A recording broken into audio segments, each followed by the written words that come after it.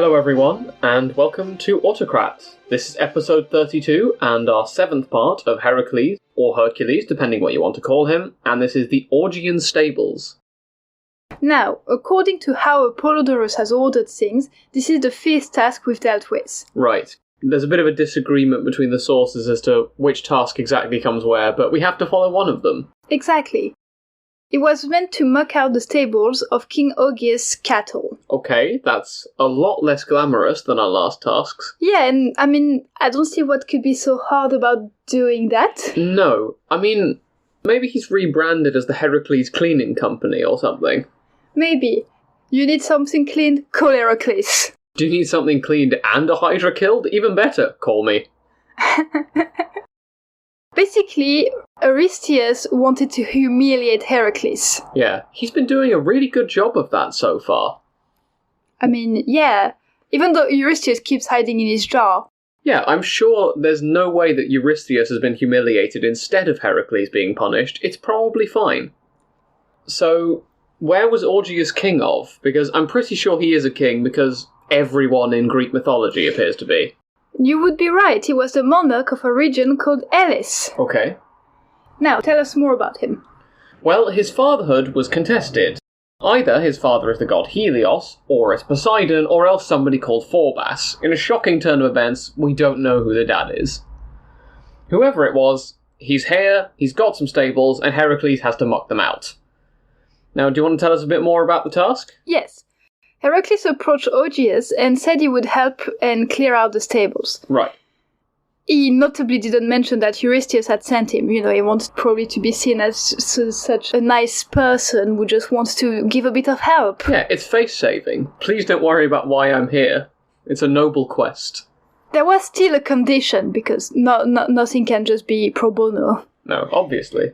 The condition was that he would give him a proportion of his cattle. Okay, so you can imagine for the next hour or so before the task starts that Augeas and Heracles are drawing up a contract, their lawyers are negotiating terms, it's all very tedious. Exactly. Now, Augeas was skeptical. Okay. Why do you think he was skeptical? Well, I get the impression from the sources that the muck and dung in the stables have been building up for quite a number of years. So it sounds like quite the daunting task. But why has it been like that? I have no idea. Someone should really have got to this before now, but it's probably like many household tasks where you think, I'll do it next week or next year. Give it a couple decades. I'll honestly do it, I swear. I swear, pinky promise, don't worry about it. Yeah. He's had people hounding him for years. Now the lawsuits are starting to build up because of the smell. You got to get to it by this point. The thing is, Augeas went along with it because he thought, well, this needs done, I don't want to do it, he might as well do it. Yeah, free stable cleaning. Well, relatively free. Heracles made Augeas' son Phyleus witness the contract between the two of them. You always need a witness in a contract. Oh, so that joke about contracts was actually right. I'd forgotten this part of the script. I was joking. When I said they were drawing up contracts, I was joking, and here we are, it's genuine. Exactly. Contracts are made, people signing, witnesses are there, it's all legal, or is it? The river Alpheus was close to the stables, and Heracles saw how fast the flow was, which gave him an idea. Right. I feel like this is going to go wrong. Okay, well, we'll see. Because what is he going to do with a river? Well, he isn't on a stag night, and he hasn't had a bright idea after a bottle or two, so maybe this'll work. Also, aren't the Augean stable meant to be the hardest one to clean, or one of the hardest tasks? This task is definitely given with the idea of this is going to be a horrible challenge. Eurystheus was thinking he's going to spend years doing this. Yeah, and probably very stinky as well. Yeah.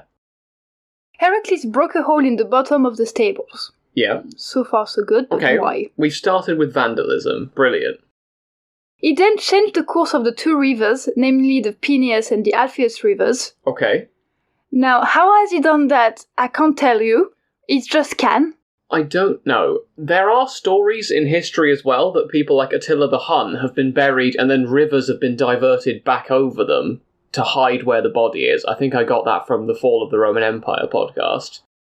So, fair. There are stories where it's done. I'm not sure how. I think you just dig a different course and the river will just follow it round. I like to imagine that Augeas is just standing here and a tsunami of 2 rivers worth of water is rushing towards him. Now, in some retellings, it's 1 river rather than 2, and it's just the Alpheus rather than the Peneus as well. But the point stands, this is a lot of water headed straight towards the stables. Good. After digging them a channel, he let the water flow through. Yes, so like we were saying, dig a different channel, the water will follow. Now, what does Diodorus say about this? Well, he says that Heracles did this because he thought he was too good for this job. You know, too noble, I'm Heracles, I can't let myself get dirty like this, I'll just divert some rivers. But either way, the stables were cleaned, as I would hope they would be, with 2 entire rivers worth of water running through them. I mean, they are clean. I did think when I had read about the task before that it was one that was really tricky and hard, but maybe I might be wrong. Maybe it was either it was difficult to come up with the idea of diverging these rivers, or else it was meant to be really difficult, but Heracles just diverted some rivers and the problem was solved now. I mean, fair enough. Yeah, we've seen before in Greek mythology that some heroes just solve massive problems without too much difficulty. Looking at you, Perseus. At least he does put the river back after he's done. I mean, that's nice of him. He's a tidy guy, at least. And Diodorus praises him for technically not being wrong with how he did this, which is the best form of not being wrong, I think. But he doesn't mention the payment thing that we brought up at all. So if you're listening to Diodorus, remove the previous hour of contract negotiations and potential lawsuits. That didn't happen. But we'll say that it did happen because it's way cooler. Yes, and also because it's relevant to what happens next, because Augeas denied signing the contract or that the contract had existed in the first place, so he's reneging on the deal after the benefits have happened. Do they not have it on paper? I don't know, maybe he used that dissolving paper. I don't know what it is. Is it rice paper? I don't remember, the kind that dissolved after a certain amount of time. Oh, I don't remember what it is. Okay, well maybe he used that, or else he just tricked him by signing it on a leaf or something. So do we get to have a lawsuit then? We do. There's basically a lawsuit here where Phileus testifies against his dad after being called by Heracles as a witness. Augeas then expelled both Phileus and Heracles before the trial could reach a verdict. If you have that kind of power, why are you bothering going ahead with the trial? Very true. You can dispel the entire trial, what's the point? Regardless, Phileus went to live at somewhere called Dulichium, and Heracles travelled on to Olenus. He found a man there called Dexamenus, and this man was about to marry his daughter to a centaur called Eurytion. So Heracles was asked to help out with this whole marrying your daughter to a centaur situation, and he killed the centaur. I mean, fair enough. Yeah, it's just an incidental little story that comes at the end of this task. Apparently Heracles really likes killing centaurs because we've seen this before. He's going through a phase. He is going through a phase. And now, this might be disappointing to hear, but Eurystheus did not allow the task of the stable to count toward the 10, because he had accepted payment, and that should not have been something he needed to do. No. Even though he never got paid, that feels incredibly unfair. Yeah, but Eurystheus doesn't have proof of that. No, and also we've seen before with the trial thing that kings have the power to just arbitrarily declare whatever they want.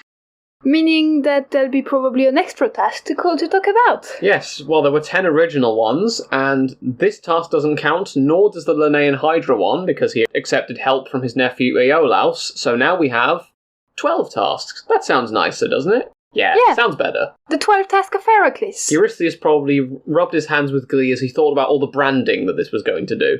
Exactly.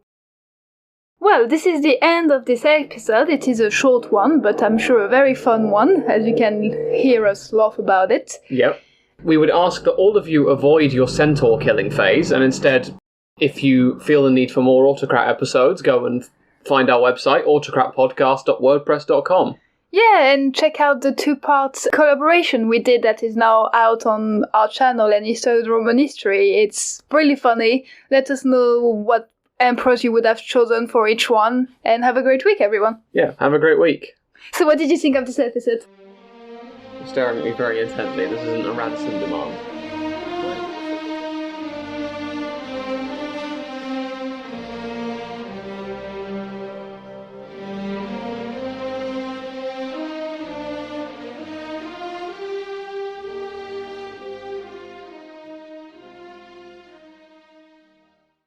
I have so many ideas for the drawing. Let's put the square button so I can start my drawing. Alright. Yeah, put the square button, but don't cut me off